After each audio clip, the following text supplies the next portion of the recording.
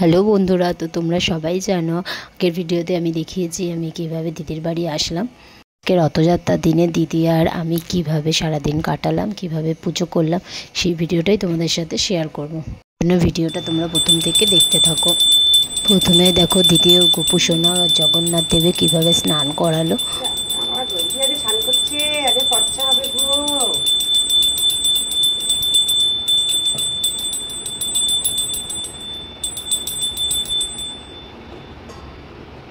আমার আবার দই দিলে মনটা বেশি থেমে যাবে পুজো করতে করতে।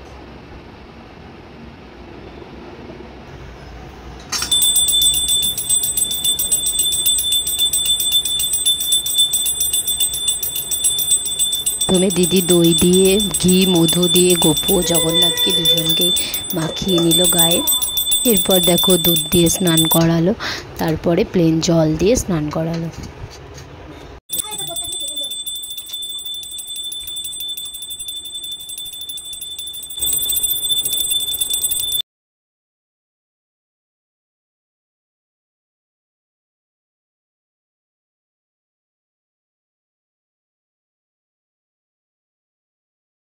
এরপর দেখো গা মুছিয়ে নতুন জামা পরানো হলো। তোমরা কমেন্টে জানিও গোপুর জামাটা কেমন হয়েছে।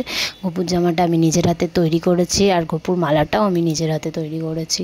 তোমরাও বলো আজকের দিনে তোমরা কে কীভাবে পুজো করেছো, কমেন্টে অবশ্যই জানিও আর ভিডিও শেয়ার করো। এরপর দেখলে দিদি আরতি করে পুজো শেষ করলো। এরপর চলে গেছিলাম আমরা ঠাকুরের ভোগ রান্না করতে। তো ভোগে আমাদের আজকে হয়েছিল পোলাও, আলুর দম আর সিমইয়ের পায়েস। পোলাও বানানোর জন্য দিদি প্রথমে চালটা ধুয়ে শুকনো করে নিয়েছিল। এরপর চালে হলুদ, ঘি, গরম মশলা সব কিছু একসাথে মাখিয়ে নিয়েছে। সব কিছু মাখিয়ে নিয়ে রেখে হাঁড়িতে জল গরম করতে দেওয়া হয়েছে। এরপর আলুর দম করার জন্য দেখো এখানে আলু সেদ্ধ করে রেখেছি। এরপর মাখানো চালটা দিদি কড়াতে একটু নেড়ে নিয়েছিল, নেড়ে হাঁড়িতে দিয়ে দিয়েছে। এরপর সমস্ত ভোগ তৈরি করে দিদি দেখো ঠাকুরকে সাজিয়ে ভোগ দিয়ে দিয়েছে।